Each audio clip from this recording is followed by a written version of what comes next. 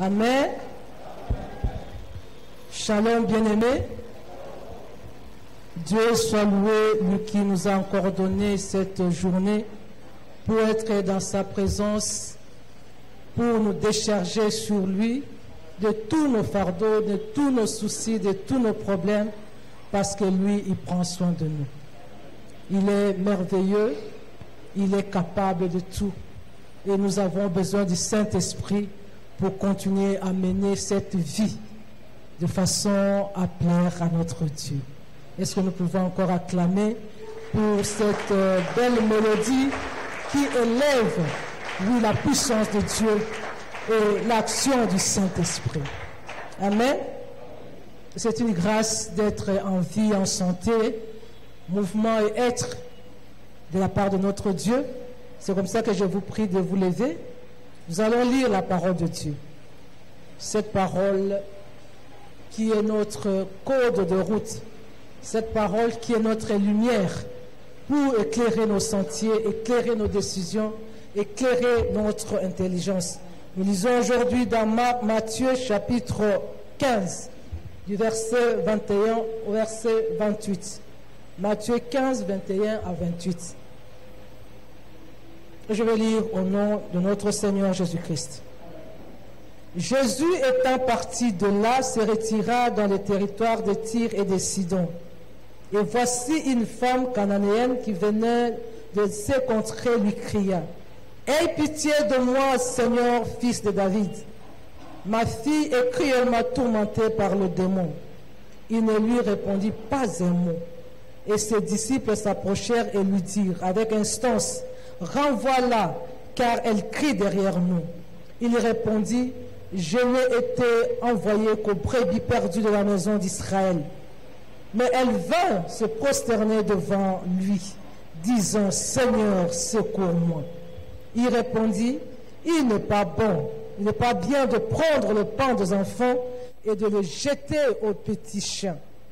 Oui, Seigneur, dit-elle, mais les petits chiens mangent des miettes qui tombent de la table de leur maître.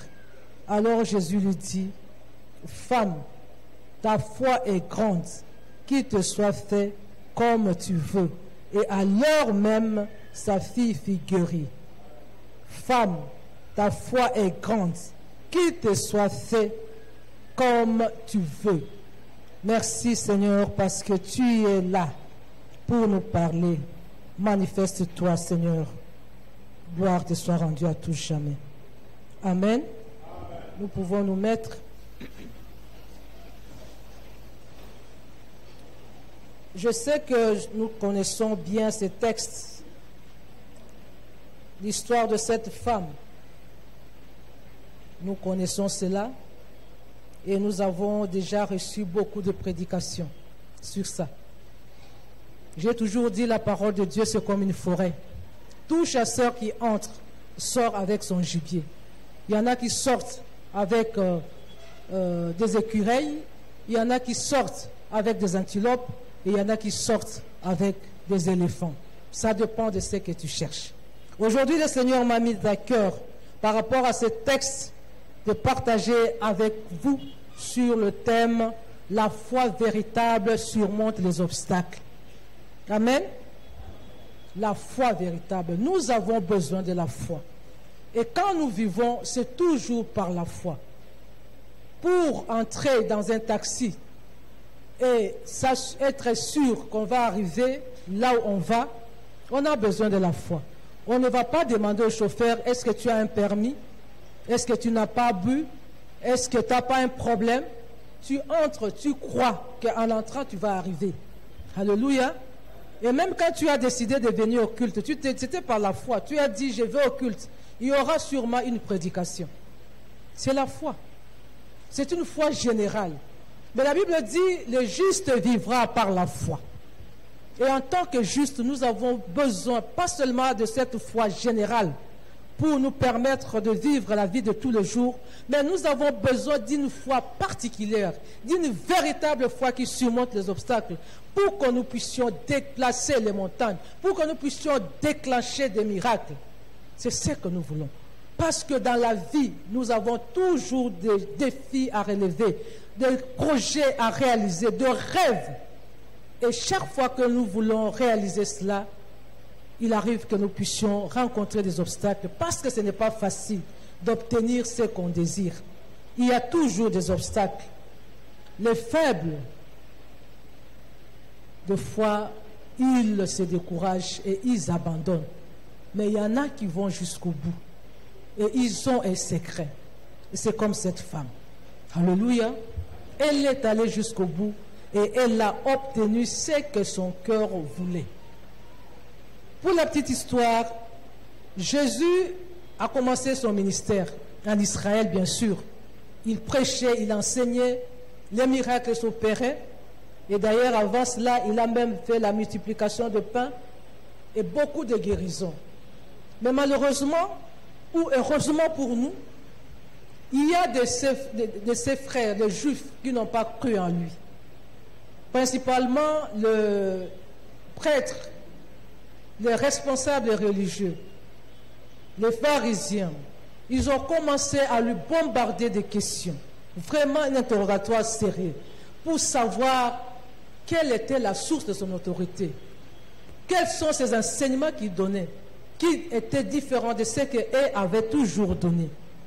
Et pour échapper à cet interrogatoire serré des pharisiens et des chefs religieux, Jésus s'est retiré et il est allé dans le territoire de Tyr et de Sidon. C'est là qu'elle va rencontrer cette femme qui avait un problème avec son enfant possédé d'un démon qui le tourmentait. Et la femme est venue demander le secours à Dieu, le secours auprès de Jésus. Cette femme, c'était une femme païenne et les Cananéens n'avaient pas de relation avec les Juifs. Ils étaient vraiment un peuple ennemi. Et Marc décrit cette femme dans Marc 7 comme étant une grecque d'origine syro-phénicienne. C'était vraiment une païenne qui n'avait pas part à l'héritage d'Israël. Mais qu'est-ce que nous constatons? C'est que à la fin, elle avait obtenu ce qu'elle voulait et sa fille était guérie. Et le Seigneur a dit qu'il te soit fait comme tu veux. Mais avant de lui dire ça, il lui a dit, femme, ta foi est grande. Si elle a pu obtenir ce qu'elle voulait, c'est parce que Jésus avait remarqué que sa foi était grande. Et si vous lisez ces mêmes textes dans Marc, il dit qu'une telle foi, je ne l'ai pas trouvée en Israël. Alléluia. C'est la foi qui déclenche les miracles. C'est la foi qui fait que Dieu puisse intervenir de façon surnaturelle pour donner solution à nos problèmes. La question que j'aimerais qu'on puisse réfléchir autour, c'est de savoir qui était cette femme. Qu'est-ce que Jésus a trouvé de spécial en elle pour qu'elle puisse répondre, pour qu'il puisse répondre favorablement à sa requête? Nous dirons bien sûr que c'est la foi. Alors, qu'est-ce qui a caractérisé la foi de cette femme pour qu'elle puisse bénéficier de ces miracles? C'est ce que nous voulons partager aujourd'hui. Ma prière est que, à l'exemple de cette femme, que chacun de nous puisse travailler sa foi pour arriver au niveau de la foi de cette femme afin d'obtenir tout ce que tu désires. Je le veux vraiment, que le Seigneur te fasse grâce. Qui est cette femme? Ou qui était cette femme? Et quel rapport avec nous aujourd'hui? J'ai épinglé 4 choses par rapport à la vie de cette femme. Premièrement, la Bible présente cette femme comme étant une femme cananéenne. C'est ce que Matthieu dit. Et Marc lui dit, c'est une femme grecque d'origine syro-phénicienne. C'est une femme païenne, une femme étrangère par l'alliance de Dieu avec son peuple. Une femme qui n'avait pas part à l'héritage et à la bénédiction des enfants d'Israël. parce qu'il n'appartenait pas à la race des élus. Et cette femme-là, c'est elle qui a bénéficié de ce miracle. Vous aussi, nous aussi, aujourd'hui, nous sommes aussi de ce peuple, nous sommes comme cette femme-là. La Bible nous dit dans Éphésiens 2 que nous, autrefois, nous étions des étrangères à l'alliance de Dieu. Nous étions de ceux qui marchaient dans les ténèbres. Nous étions de ceux qui étaient dans un train qui nous amenait tout droit en enfer. Mais Dieu nous a fait grâce. Par Jésus-Christ, nous sommes là où nous sommes. Nous sommes entrés dans l'alliance. Nous sommes comptés parmi les élus de Dieu. C'est une grâce. Autrefois, nous n'étions que des étrangers, comme cette femme. Mais aujourd'hui, au moins, nous avons une relation et nous sommes devenus membres de la famille de Dieu. La deuxième chose qui caractérise cette femme, c'est qu'elle était une femme qui avait un problème sérieux et qui voulait à tout prix avoir une solution. Son problème, c'était que sa fille était possédée d'un mauvais esprit qui la tourmentait. Et elle voulait vraiment que la fille soit délivrée pour qu'elle puisse avoir la paix. Je sais que tel que tu es là, tel que je suis, chacun de nous a un problème. On a toujours dit que l'homme c'est un éternel insatisfait. Tu peux avoir trouvé solution à autant de problèmes, mais tu créeras toujours de besoins. Tu auras toujours un autre rêve après avoir réalisé le premier. Tu veux toujours avoir un plus-value, avoir une meilleure position. C'est ça l'homme. C'est comme ça que nous sommes continuellement dans les problèmes, en quête de solutions. C'est pourquoi nous sommes là. Nous sommes comme cette femme.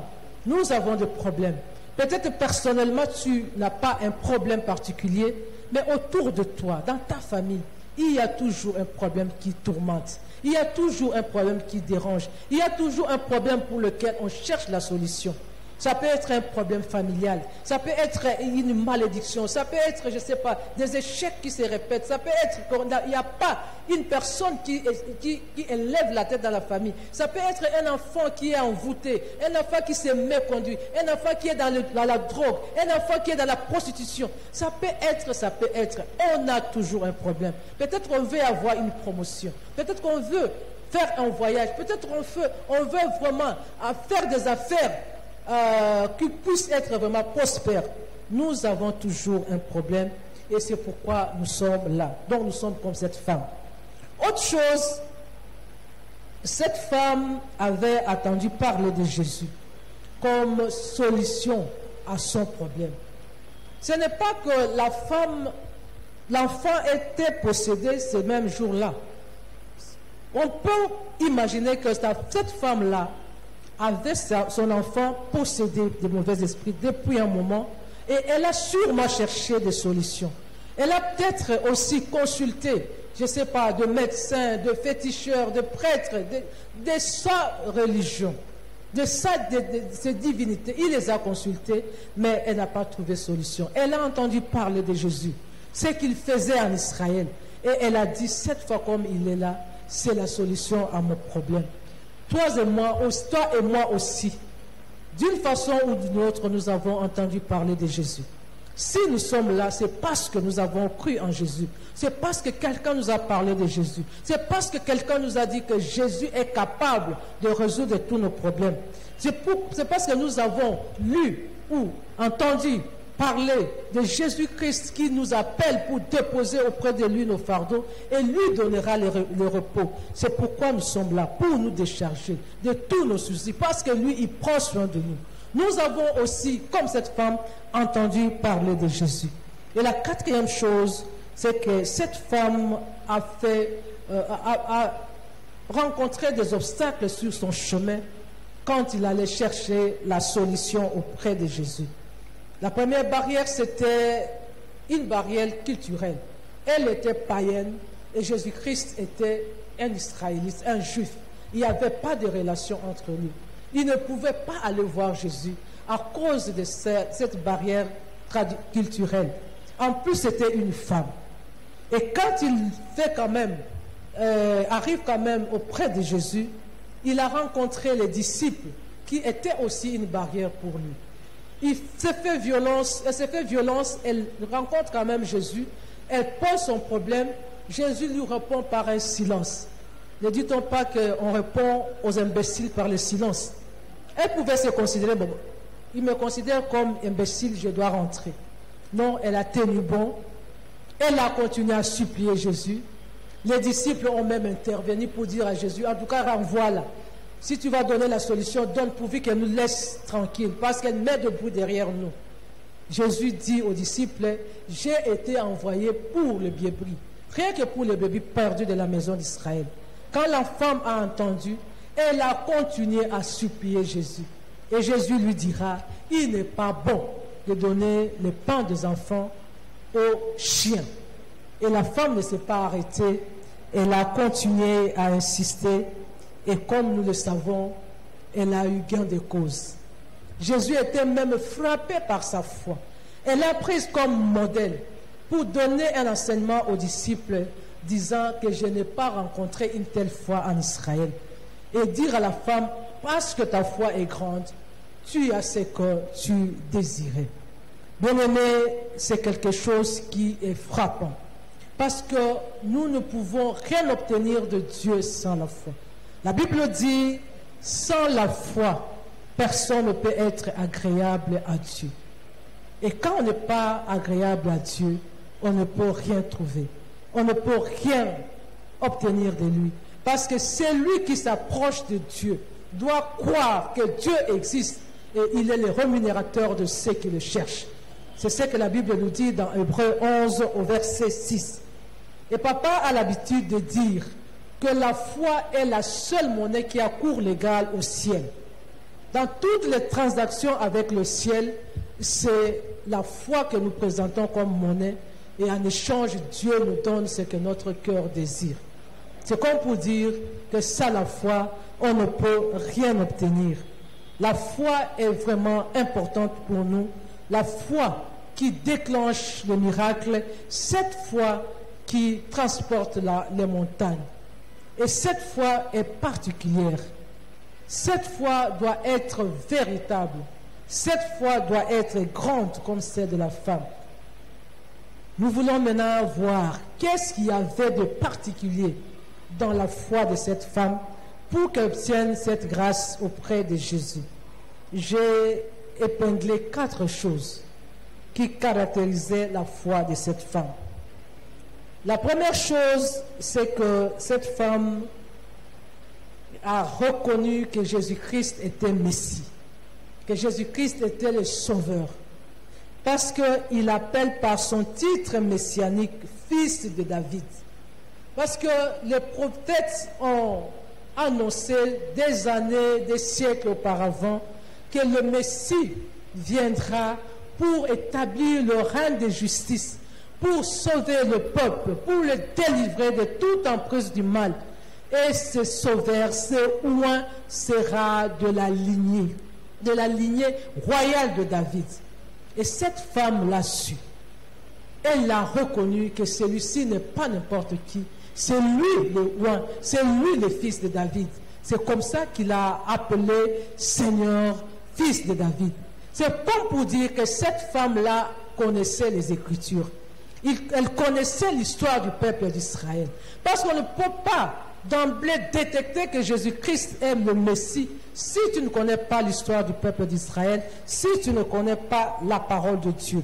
Parce que les prophètes l'ont annoncé. Nous aussi, bien-aimés, nous devons avoir cette connaissance-là, profonde de Jésus-Christ. Pas seulement en tant que personne qui a existé, mais comme Messie, comme Sauveur et comme Seigneur. Et cette connaissance ne peut pas rester superficielle. Ça doit affecter toutes les dimensions de notre vie, en commençant par notre intelligence. Il faudrait que nous puissions savoir, connaître, reconnaître que Jésus-Christ est vrai Dieu de vrai Dieu, vrai homme de vrai homme. Il est Dieu parce qu'il est venu du Père, il s'est incarné. Il est homme parce qu'il est né de la femme. Il a porté notre humanité. Il a vécu sur la terre comme un quelconque homme, et même il a pratiqué le métier de son père. Il est allé mourir à la croix, enterré, et il est ressuscité. Ça, c'est une connaissance intellectuelle, et même les démons ont cette connaissance-là. Même ceux qui ne prient pas ont cette connaissance-là. Parce que quand nous disons nous sommes à l'an 2021 après Jésus-Christ, ils savent qu'il y a un certain Jésus-Christ qui a existé. C'est une connaissance purement intellectuelle. Il y a aussi le niveau sentimental. Au niveau des sentiments, après avoir connu cela, il faut que ton cœur croie que Jésus-Christ est venu sur la terre et il a pris ta place, il a pris ma place, il est venu de Dieu et il a manifesté son amour en mourant à la croix à notre place.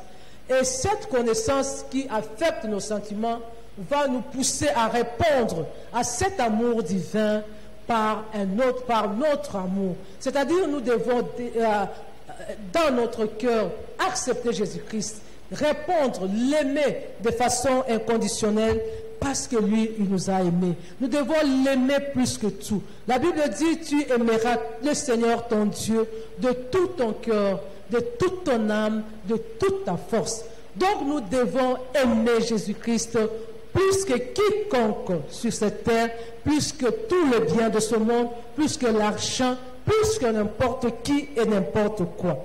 Et au niveau de notre volonté, nous devons décider d'inviter Jésus-Christ vivre dans notre cœur.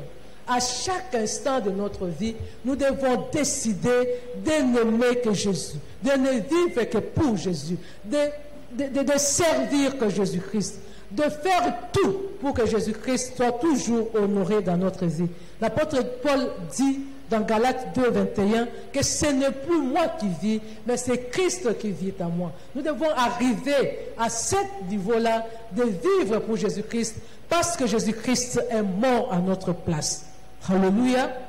Parce qu'il est mort pour moi, je vais vivre toute ma vie et ça doit être une décision. Chaque jour, à chaque instant, je dois faire de sorte que je puisse toujours m'approcher encore plus près de lui pour vivre sa vie. Développer une intimité sans cesse parfaite avec lui.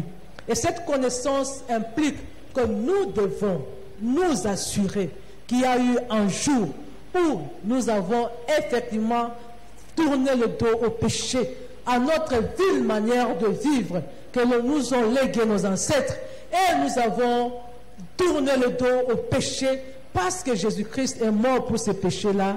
Nous avons dit non à nos coutumes, à nos traditions, à nos habitudes, à notre mentalité, à notre langage vulgaire, pour que nous puissions appeler Jésus vivre en nous, c'est-à-dire que nous sommes passés par la nouvelle naissance, par une conversion qui est vraie et sincère.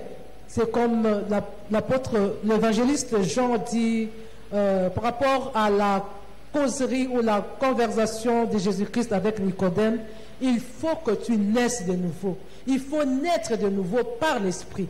Donc nous devons nous rassurer que Jésus-Christ a sa place dans notre cœur, que Jésus-Christ est vraiment assis sur le trône de notre vie et que notre corps est devenu le temple du Saint-Esprit. C'est comme ça seulement que nous allons reconnaître que Jésus-Christ est notre Messie. Alléluia. Reconnaître et vivre cela, manifester cela par sa façon de vivre en nouveauté de vie. La deuxième chose qui caractérise la foi de cette femme, c'est qu'elle avait une compréhension parfaite de la grâce de Dieu. Amen. Si nous voyons les réponses que Jésus a données, je crois que beaucoup d'entre nous n'allaient pas continuer à supplier une telle personne qui te répond par le silence, qui te dit carrément tu n'as aucun droit, tu n'es pas concerné dans ce que moi je suis venu faire, et qui à la fin te dit que tu es comparable à un chien. En tout cas, personne ne peut comprendre cela. En fait, ce n'est pas que Jésus voulait minimiser ou rejeter cette femme. Mais Jésus voulait tout simplement dire que par rapport à ma mission sur la terre, les enfants d'abord. Et les enfants, c'est le peuple d'Israël. C'est le peuple de l'Alliance. Je devais d'abord opérer des miracles, faire des faveurs, déverser des bénédictions sur les Juifs. C'est seulement par rapport à ce que les Juifs vont vivre que la nouvelle va se répandre et que les autres nations vont bénéficier. Les enfants d'abord. Alléluia. Cette femme a bien compris. C'est pourquoi elle a continué à supplier. Elle a reconnu, elle a dit, je n'ai pas de droit, c'est vrai. Je ne suis pas de la race élue, c'est vrai. Je ne suis pas ayant droit, oui.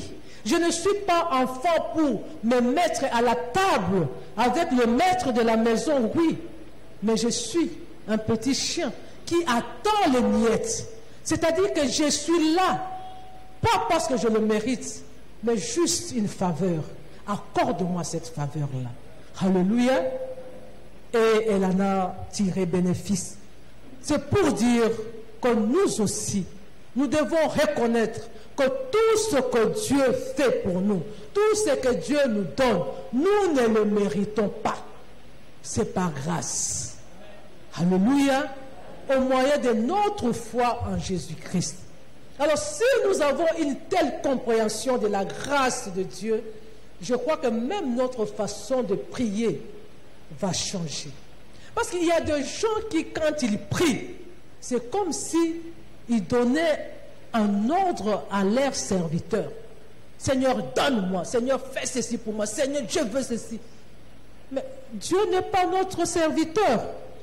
Il est le Seigneur. Et tout ce qu'il nous donne, c'est par grâce. Si tu comprends cela, tu ne vas pas t'imposer. Tu ne vas pas imposer à Dieu ta volonté. Tu ne vas pas fixer à Dieu des limites, une deadline pour dire que telle période, à telle date, à la fin de l'année, si je n'ai pas ça, j'abandonne. Alléluia. On ne peut pas faire du chantage à Dieu. Dieu ne doit à personne. Il est Dieu, il est Seigneur, il est le roi des rois, au-dessus de tout. Personne ne l'a placé sur son trône et personne ne viendra le détrôner. Aucune assemblée ne va se réunir pour dire que non, ton règne a pris fin. Notre constitution dit qu'à partir d'aujourd'hui, non. C'est-à-dire que tu te prépares à avoir une autre relève. Non, il n'y a pas de relève. Il est Dieu et il restera Dieu. Peu importe ce qui arrive, peu importe ce que tu peux penser. Alors, par rapport à ça, on ne peut pas l'obliger à faire quelque chose. Ce n'est pas qu'il a une dette envers nous et nous allons demander cette dette-là avec force et énergie. Non. L'apôtre Paul dit, si nous avons des besoins, nous devons le présenter à Dieu par des supplications, avec action de grâce. C'est ce que cette femme a fait. Seigneur, aie pitié de moi. Seigneur, secours-moi. Je ne mérite pas, mais j'ai seulement besoin que tu fasses une exception. Alléluia. Que tu ne me considères pas comme enfant, mais juste en dessous de la table, laisse-moi manger ces miettes-là. Accorde la délivrance à ma fille. Oui, bien-aimé, la grâce de Dieu ne se manifeste qu'en Jésus-Christ. Parce que la Bible dit qu'en Jésus-Christ, nous avons pleinement toutes choses. Dieu a mis tout en Jésus-Christ. C'est pourquoi l'apôtre Jean dit dans 1 Jean 5, 11 que Dieu nous a donné la vie. Et cette vie est à son Fils. Celui qui a le Fils a la vie. Celui qui n'a pas le Fils n'a pas la vie. Et quand on a la vie, on a tout. Alléluia. C'est celui qui vit qui peut espérer avoir tout ce qu'il désire. Les morts ne peuvent plus faire de projet. Et la vie véritable, c'est en Jésus-Christ. Parce que cette vie, cette relation avec Jésus, cette foi en Jésus-Christ va faire que Dieu nous accorde sa grâce. Et notre obéissance à Dieu doit être inconditionnelle. Et cette foi qui reconnaît que nous avons tout par Jésus-Christ n'est basé que sur la parole de Dieu. Nous devons comprendre la parole de Dieu. Nous devons pratiquer, obéir à la parole de Dieu de façon inconditionnelle. On n'a pas à s'imposer, on n'a pas à fixer des limites, on n'a pas à obliger Dieu. Il est Dieu. Nous ne pouvons même pas exiger quelque chose. Nous devons seulement implorer sa grâce parce qu'il est le maître de toutes choses. La troisième chose que nous voyons dans la foi de cette femme, c'est que cette femme était courageuse. Elle avait ce courage-là qui pouvait surmonter les obstacles. Nous avons énuméré les différents obstacles auxquels cette femme a fait face. Mais cela ne l'a pas empêchée d'aller jusqu'au bout. Et là, tout simplement parce qu'elle avait un objectif clair à atteindre. Elle savait ce que son cœur désirait. Elle ne voulait pas tergiverser. Elle ne voulait pas présenter une liste de besoins. Elle n'avait qu'un désir ardent, c'est la délivrance de sa fille. Et elle s'est accrochée à cela. Alléluia. Elle s'est accrochée à cela malgré tout ce qu'il y avait comme obstacle, tout ce qu'il y avait comme barrière. Bien aimé, c'est comme pour dire que dans la vie, il y a des choses que nous ne pouvons pas obtenir facilement. Nous devons nous armer du courage. La vie appartient aux courageux. Parce que si tu n'es pas courageux, à la moindre barrière, au moindre échec, au moindre obstacle, tu vas t'arrêter, tu vas briser ton élan, tu vas reculer et même tu vas abandonner. Alléluia. Mais si tu as du courage, tu vas risquer, surtout si tu es avec Dieu. Tu vas risquer avec Dieu. Tu vas oser. Tu vas t'exprimer. Alléluia. Cette femme a osé. Il a affronté les obstacles et il a posé son problème à Jésus-Christ. Pourquoi toi tu as toujours peur? Pourquoi tu as toujours ces complexes-là d'infériorité qui te limitent, qui te bloquent, qui t'empêchent de faire des progrès dans ta vie? Alléluia. Tu ne dois pas te limiter. Quand tu as Jésus, il faut toujours oser. Il y a par exemple des possibilités d'emploi. On peut décrire comme ça ce que tu es capable de faire, ton profil. Et à la fin, on ajoute, il faut avoir une expérience de 5 ans. Alléluia. Tu viens de terminer. Tu n'as jamais travaillé. Mais tu es compétent, tu es capable de faire ce travail-là. Pourquoi tu dois te limiter? Pourquoi tu dis que non, bon, je n'ai pas toutes les qualifications. Moi, je n'ai pas d'expérience.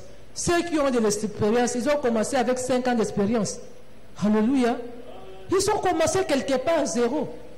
Mais toi, avec ton Jésus, parce que tu es qualifié, présente ton dossier. Et Jésus-Christ va faire l'exception. Quand on va voir que tu es qualifié, que tu es capable, ils vont laisser tomber cette rubrique-là. Il viendra acquérir l'expérience sur le terrain. Alléluia. Dieu est capable de ça. Et il y a des gens qui sont passés par là. Il faut avoir le courage. Tu vas te dire, non, comme je n'ai pas la qualification, je vais seulement me contenter de ce travail, là où il n'y a pas d'exigence, et tu es sous-payé, tu es mal payé, tu es impayé, mais tu fais quand même, parce que tu ne peux pas. Non, il faut oser. Je me rappelle, il y a quelques années, quand j'étais encore jeune, j'étais engagé comme deuxième secrétaire du secrétaire général de PTT. Alléluia. Alléluia. Et en tant que gradué à l'époque, on recrutait les gradués au grade d'attaché de bureau de deuxième classe. Attaché de bureau de deuxième classe. Non, agent de bureau de deuxième classe. Moi, j'étais prise comme attaché de bureau de première classe. Les grades réservés aux licenciés et plus. Et comme j'étais au secrétariat général, on a commencé à faire des démarches pour que je puisse devenir chef de bureau. Alléluia. Et on m'a présenté une offre. L'ambassade américaine avait ouvert un projet, le projet SIDA à l'époque. Et on avait besoin d'une secrétaire bilingue. Quand j'ai vu ça, j'ai vu les conditions qui étaient là-bas, j'ai dit je dois risquer. Parce que là, à cette époque, je connaissais déjà le Seigneur. J'ai dit je vais risquer avec Dieu. Il y avait 25 candidats au départ. On a sélectionné On a retenu 5. J'étais parmi les 5. Après, on a retenu les 3 et on devait passer l'interview devant le directeur qui était un Américain. Je suis passé et on m'a retenu. Quand on m'a retenu, les gens ont commencé à me dire, mais toi, tu vas gâcher ta carrière. Tu es déjà à la fonction publique, tu vas avoir ton numéro matriculé. Tu es déjà à ce grade-là, bientôt chef de... Et tu vas faire carrière dans la fonction publique. Tu seras bien. Et surtout que tu commences jeune. J'ai dit qu'il ne risque rien à rien. Carrière, oui. Grade, oui. Mais salaire, rien. Il n'y a pas. Alléluia. Ici, on me proposait même 5 fois plus que ce que j'ai gagné. Et même si je dois faire carrière, c'est que j'allais gagner. Parce que le projet était préparé pour supposer travailler pendant quelques années ou quelques mois. Je dis, même si je dois travailler pendant quelques mois, c'est que je vais gagner quelques mois ici, dans le projet. Ce n'est pas ce que je vais gagner à la fonction publique pendant 10 ans. Je dis, je risque. J'abandonne là-bas, j'ai démissionné et je suis entré au projet. Le projet n'a pas fait 6 mois, ça fait des années jusqu'au pillage. Qu'est-ce que je veux dire par là? Je vais seulement te dire que tu dois être sûr de toi. N'aie pas froid aux yeux, ne te limite pas, ne sois pas complexé, ne t'attache pas à ce travail-là, ne t'attache pas à cette situation-là, tout simplement parce que tu as peur de faire plus que ça. Tu as peur d'aller plus loin que ça. Parce que tu n'es pas qualifié. Qui n'est pas qualifié, pourquoi? Ceux qui sont qualifiés là-bas, est-ce qu'ils ont des têtes, ils ont 3 cornes, des cornes sur leur tête? Non. Ils sont comme toi. Si ce poste-là t'intéresse, va. Pose ta candidature. Tu ne peux pas rester à la maison et dire que le Seigneur va me faire faveur. Non. Le Seigneur va seulement faire faveur à ceux qui ont déjà introduit le dossier. C'est seulement quand le dossier est déjà là que le Seigneur va sortir cela, mettre devant les décideurs et convaincre les décideurs de te prendre toi sans expérience plutôt que celui-là qui a 10 ans d'expérience mais qui n'est pas enfant de Dieu. Alléluia. Il ne faut pas avoir peur, il ne faut pas se limiter, il faut oser avec Dieu parce que Dieu donne ou accorde le faveur, accorde le régime de déception à ceux qui sont courageux, à ceux qui affrontent, qui surmontent les obstacles. C'était le cas de cette femme. Et la dernière chose que nous remarquons dans la foi de cette femme, il y avait la persévérance. Never give up. N'abandonne jamais. Surtout si tu es sur le bon chemin, surtout si tu as un objectif clair, surtout si ce que tu fais est dans la volonté de Dieu. Bien-aimé, n'abandonne pas. Alléluia. Même s'il y a des obstacles, même si tu échoues, l'échec ne doit pas te limiter. L'échec, c'est un pas, c'est une étape dans le processus de la réussite et de la victoire. L'échec doit t'amener à réfléchir, à trouver des stratégies nouvelles pour pouvoir surmonter. Et la prochaine fois, faire mieux. Alléluia. L'échec ne peut que te donner de l'expérience par rapport à ce que tu fais. Il faut persévérer. Surtout si tu le fais avec Dieu. Parce que la Bible nous dit que Dieu, c'est un Dieu qui fait grâce. Alléluia. Il fait grâce. Il ne fait exception de personne. C'est-à-dire que chez Dieu, il n'y a pas de discrimination.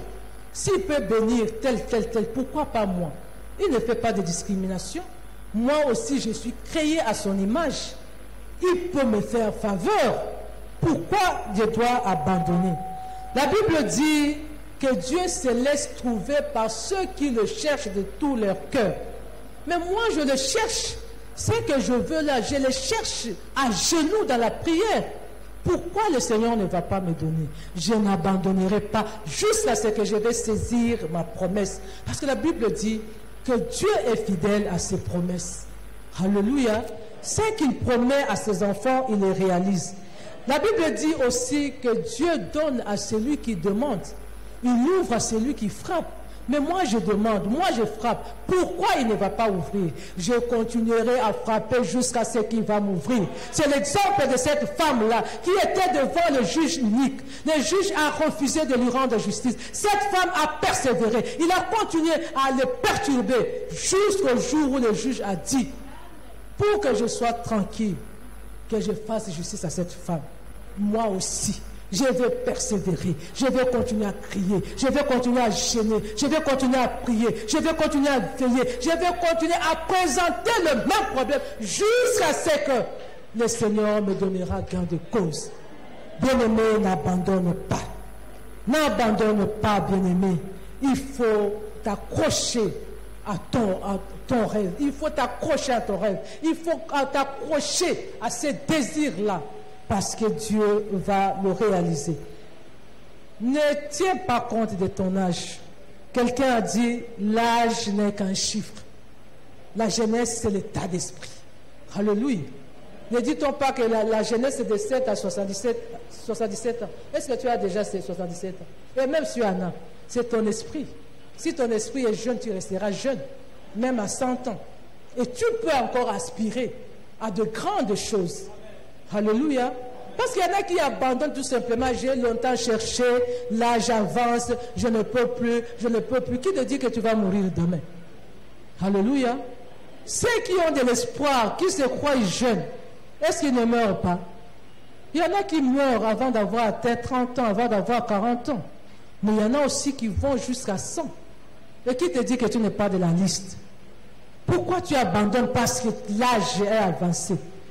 Tu peux encore faire quelque chose, réaliser ton rêve, il faut persévérer. Le problème avec l'âge, c'est que nous ne pouvons pas comprendre Dieu. Lui, il est éternel. Les années pour lui, c'est rien. Les temps, c'est rien. Il est éternel. Mais nous voyons limité. Faisons-lui confiance. Alléluia. Il est plus intelligent que nous. Il connaît tout. Et en plus, il peut tout. S'il tarde à te donner cette chose-là, s'il tarde à ce que tu réalises ces rêves-là, s'il tarde à ce que tu obtiennes cette chose-là, il sait pourquoi. Peut-être que tu es entouré par, je ne sais pas, de vautours, et que dès qu'il va te donner ça, ça sera une occasion pour ton entourage de te causer du tort. Le Seigneur attend que tous ces gens-là mauvais s'éliminent, s'éloignent de toi, qui s'éliminent eux-mêmes. Comme ça, quand il va te bénir, ils ne sauront plus s'approcher de toi. Alléluia. Bien-aimé, Dieu fait toutes choses bonnes à son temps, et tout ce que Dieu fait, c'est pour notre bien. Même s'il retarde cette bénédiction, c'est pour ton bien. Même s'il retarde cette guérison, c'est pour ton bien. Peut-être qu'il veut encore que tu puisses augmenter ton niveau de foi, de confiance en lui. Peut-être qu'il veut encore que tu puisses apprendre beaucoup sur lui. Alléluia. Parce que la Bible nous dit qu'on ne peut pas donner des responsabilités à un enfant. On ne peut pas donner des choses de valeur à un enfant. Et quand Dieu parle d'enfant, il ne voit pas l'âge. Il voit la maturité spirituelle, ton niveau de compréhension des choses spirituelles. Et si tu es encore à un bas niveau de compréhension, tu n'as pas de maturité, comment Dieu va-t-il te donner de grandes choses? Il te laisse dans cette situation pour que tu grandisses. Alors toi, n'abandonne pas. Il faut persévérer, il faut persévérer, il faut continuer à implorer, continuer à supplier, continuer à prier. Et Dieu va répondre à son temps. Continue à lui faire confiance. Oui, bien-aimé, tu as de besoins, j'ai de besoins. Même si aujourd'hui nous obtenons ce que nous voulons, demain nous aurons encore un autre besoin. Mais nous devons savoir que Dieu n'a besoin que de notre foi pour que nous puissions toucher cette bénédiction. Et cette foi n'est pas une foi générale, une foi intellectuelle. Non, c'est une foi qui nous engage. C'est une foi qui se repose sur Jésus-Christ en tant que Messie, en tant que Sauveur. C'est une foi qui réalise que la grâce de Dieu ne nous est accordée qu'en Jésus-Christ. C'est une foi qui est basée sur la parole de Dieu, la parole qui nous a révélé. Et c'est une foi qui exige de nous le courage. Nous ne devons jamais avoir peur. Et c'est une foi qui qui nous pousse à la persévérance. Alléluia. Si nous avons une telle foi, Dieu, par Jésus-Christ, va trouver cette foi grande, va trouver cette foi agréable, va trouver cette foi vraiment intéressante, cette foi particulière, et il va te donner ce que ton cœur désire. Laisse que cette parole puisse encore fortifier ta foi et t'amener à développer une compréhension autre de la vie avec Christ. Que Dieu bénisse sa parole. Alléluia, que Dieu bénisse sa parole. Tu peux acclamer le Seigneur et lui rendre grâce. Je vous invite à vous lever. Nous allons